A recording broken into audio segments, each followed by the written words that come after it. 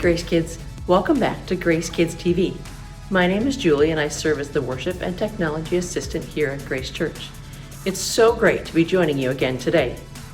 In today's Bible story, we will learn about Jeremiah encouraging God's people. God's people were taken captive to Babylon as punishment for their sins. Living in captivity would truly be a discouraging and a very hard time. While God's people were in captivity, God never abandoned them. God sent encouragement through the prophet Jeremiah. God promised that He would be their God and they would be His people. One day they would be free from exile. He said God was going to save His people from captivity and raise up a new king, a forever king, from David's family. But before we get to today's story, let's head over to Grace Kids Trivia to see what you remember from last week's story about how God's people were taken captive. Good luck. Question 1, true or false? Josiah was the king of Judah. And the answer is true. This was true. Josiah was the king of Judah. Josiah had 3 sons named Jehoahaz, Jehoiakim, and Zedekiah. He also had a grandson named Jehoiakim. Each of his sons and his grandson had a turn at being the king. We'll talk about that in just a little bit. But none of them were as good as King Josiah. Question 2, true or false?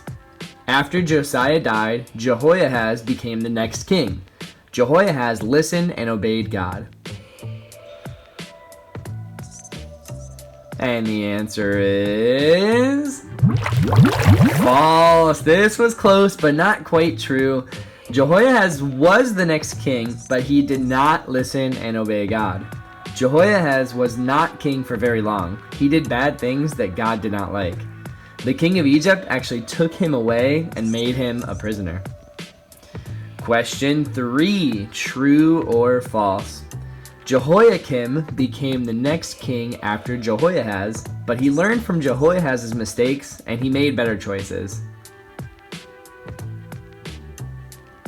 And the answer is false. Unfortunately, this was also not true. Jehoiakim also did bad things that God did not like.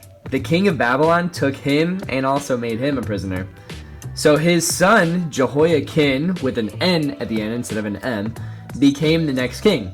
He also did bad things, and he was taken as a prisoner. So then they made Jehoiakim's uncle, Zedekiah, the king, and even he did bad things and led other people to do bad things too.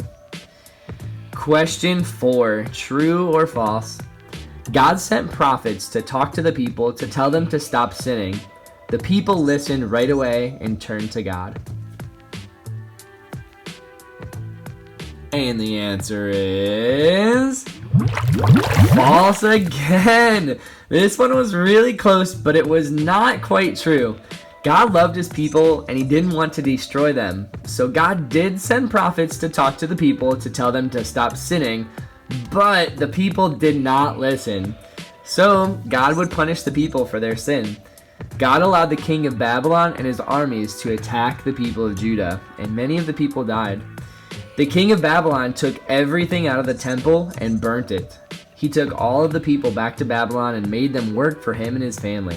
All of this happened just as God said it would. And our final question of the day, question 5, true or false? Even though God punished the people for their sin, He still loved them. And the answer is true. This one is definitely true. God was right to punish the people for their sin, but even though He punished them, He did still love them. And He would give His people a king, just like He said He would. Many years later, God sent His Son, Jesus, to be our king forever. Jesus took the punishment that we should get for our sin.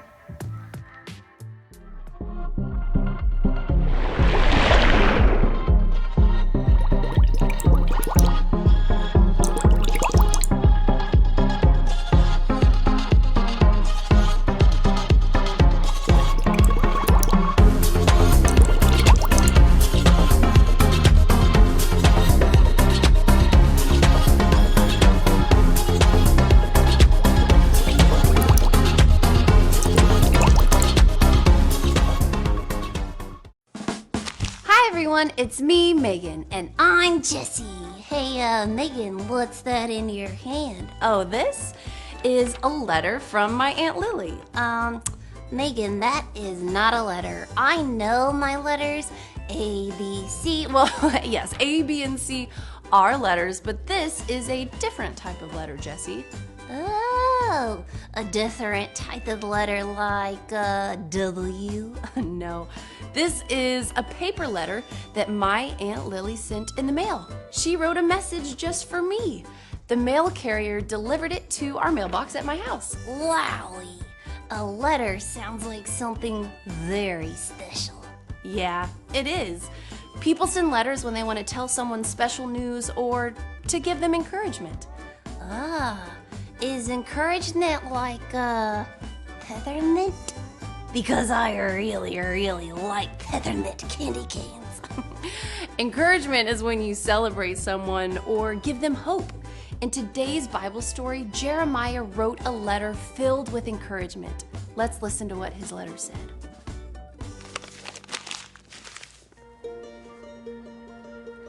The northern kingdom, Israel, had turned from God and was destroyed. The southern kingdom, Judah, was in trouble too. The people did not obey God.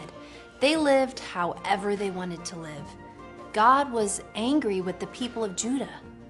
God did not want to destroy his people. He loved them. God sent prophets like Jeremiah to warn the people to stop sinning and turn back to God. Did the people listen? No.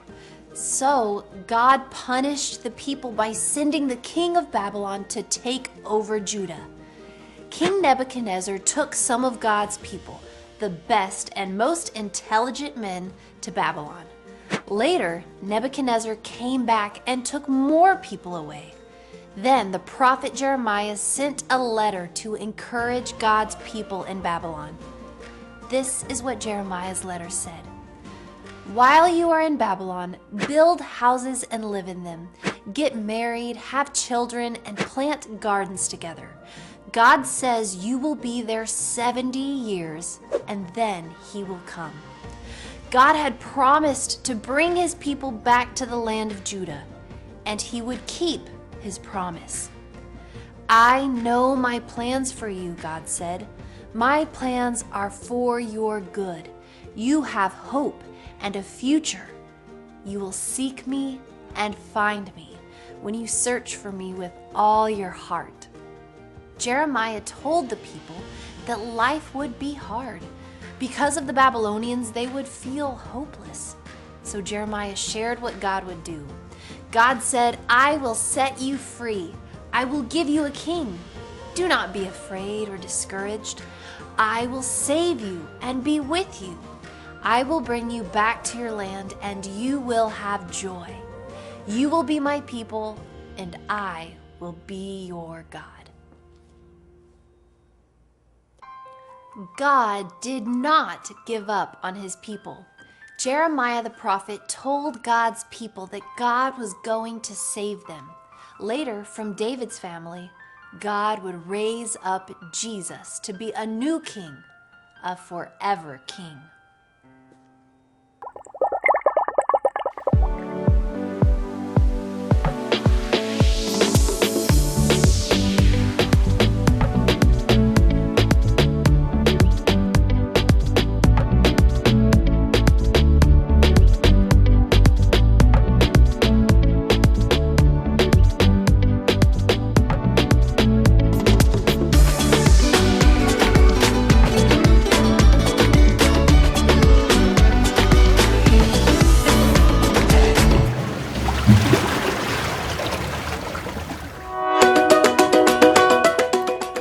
Kids, for our craft this week, we are going to help decorate a big Christmas tree on the chalkboard wall. Or if you're at the Olmsted campus, you can make a Christmas tree in your classroom on a wall so that we can keep it up for all of December leading up to Christmas. So all you will need is a little square paper with an ornament on it, some coloring utensils, and some star stickers. Yours might look a little bit different than mine, and that's totally fine. And I'm going to show you exactly how I decorate this ornament and then tell you how to help us decorate the tree. Are you ready? Okay, so first you're just going to decorate the ornament with coloring utensils. You can use markers, crayons, coloring pencils, whatever you have in the classroom, and you can decorate it whichever way that you want.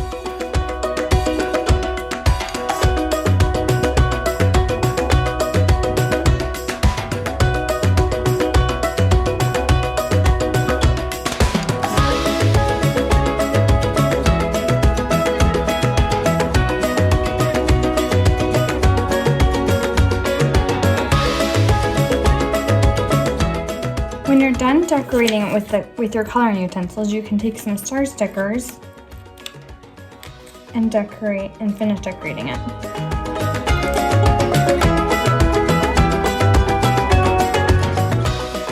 Well, then your craft is complete. Okay, so when everyone finishes their ornament for the Christmas tree, you can walk as a group or in small groups to the chalkboarded wall and hang it up with painter's tape so we can decorate the entire Christmas tree for the month of December. Or if you're at Olmsted, you can hang it up on a wall in your classroom in the shape of a Christmas tree so that you can look at it for all of December. I'm super excited to see how the trees turn out, and I'm super excited to see our tree fill up with ornaments. And if you wonder why we're making these ornaments, it is because on the directions page, it even tells you, it says, God will raise up Jesus to be a new king, a forever king. So we always want to remember that Jesus is our true king, and he will always be there for us. Thanks so much for watching Grace Kids TV. Have a wonderful week.